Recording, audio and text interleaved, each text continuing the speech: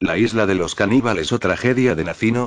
En los tiempos en que Stalin ocupaba el poder en la pasada Unión Soviética, sus malos manejos de la economía comunista comenzó a sentirse en el pueblo, en especial fuera de la capital.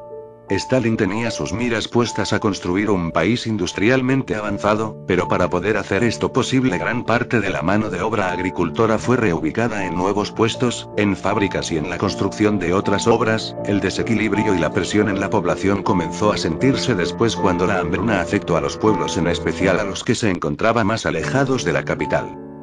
Los impuestos que aparecieron luego terminaron por minar la vida misma de los habitantes, siendo despojados de sus almacenes, despensas y demás por una policía especial. Como resultado, las grandes ciudades como la capital Moscú, comenzaron a recibir personas en masa buscando una mejor calidad de vida.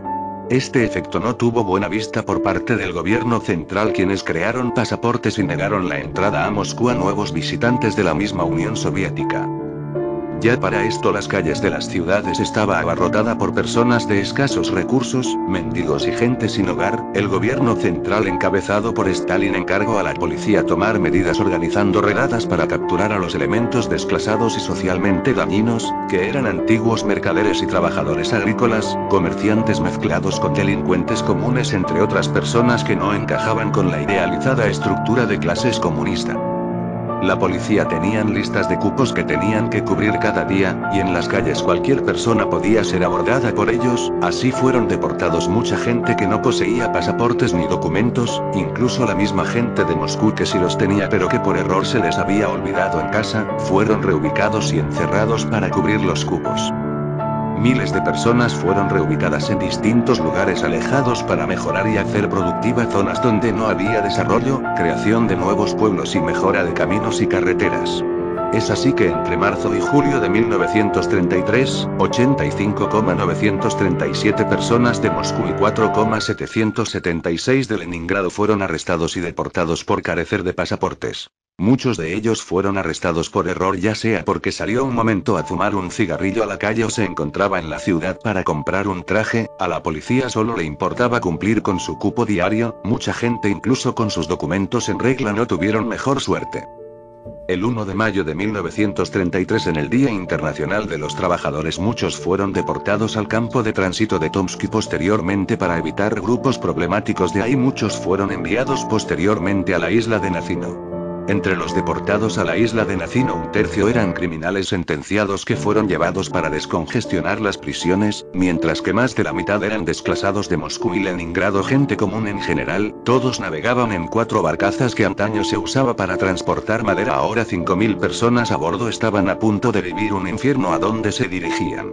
Muchos murieron en todo el trayecto, sea por el frío, por las peleas internas, por enfermedad. Cada cual era arrojado y tratado como despojo del viaje. En el camino de Tomsk a la isla, 27 habían fallecido y fueron arrojados por la borda. Muchos cientos murieron antes en el camino a Tomsk. Su única ración diaria antes de llegar a Tomsk era de 300 gramos de pan por persona, y de ahí a la isla de Nacino 200 gramos de pan por persona. Al llegar a la isla el 18 de mayo, correspondía 4 kilos de harina por persona. No se les entregaría ni horno, ni utensilio, ni cubierto, pues la comandancia de deportación no estaba preparada para deportados urbanos. Las peleas internas fueron ocurriendo en los repartos. Los más fuertes se aprovechaban de los débiles, mezclaban harina con agua de río para poder comer y la disentería aparecía. Muchos recibieron disparos de los guardias y todos descamparon al fin en esa isla de unos 3 kilómetros de largo por 600 de ancho. Al llegar, se contabilizó 322 mujeres y 4,556 hombres en el primer desembarco. Hubo una nevada, sin abrigo, a la intemperie. 295 personas fueron enterradas ese primer día. Después, el 27 de mayo, se llegó otro embarque de deportados con 1.200 personas más. Muchos intentaron huir en balsas primitivas, pero cuando eran descubiertos la guardia disparaba sin piedad, y sea por esta causa o porque se ahogaran, sus cuerpos llegaban a las costas días después. Los que no se hallaban eran dados por muertos porque el duro clima, la falta de caminos, transporte y sin alimento, la guardia no les daban muchas esperanzas. Sin embargo, la naturaleza oscura a la que se estaba dirigiendo la humanidad de estas personas, obligadas por el hambre, una mala administración central así como regional y el saber que sus vidas ya no valían nada llegó a un punto alarmante cuando el 21 de mayo, 3 oficiales sanitarios contabilizaban cerca de 70 muertes, sin embargo su sorpresa llegó cuando 5 casos mostraban causas de canibalismo. El mes siguiente cerca de 50 personas fueron acusadas de canibalismo, algunos testigos sobrevivientes hablaron después sobre el infierno en vida en el que se convirtió esa isla, los que tenían dientes o coronas de oro eran perseguidos, mutilados y enterrados. Tuvieron casos en que cuando llegaban nuevos deportados a la ciudad los caníbales observaban a las mujeres jóvenes, las niñas, los jóvenes incluso, así se divulgó después cómo era la táctica de fuga. 2 veteranos de la isla invitaban a uno de estos nuevos jóvenes deportados para intentar fugar de la isla, si es que lograban su cometido en alguna balsa camuflada o un tronco flotante, al otro lado del río podían sobrevivir sacrificando al joven invitado para resistir la travesía. Pronto el comandante encargado de Tomsk, que enviaba constantemente su preocupación por los sucesos, fue cambiado por otro más joven y enérgico que se centró en el campo de Tomsk, dejando prácticamente a los deportados de la isla de Nacino a su suerte. Un reportero se preocupó por la situación, investigó e hizo llegar una carta a Stalin el 30 de septiembre, quien mandó una dura reprimenda a los encargados por estos actos sin que ninguno cesara sus funciones y los de bajo cargos fueron condenados más severamente. Esto fue más que nada para no decir a todas luces que la idea de estos actos de deportación había fracasado.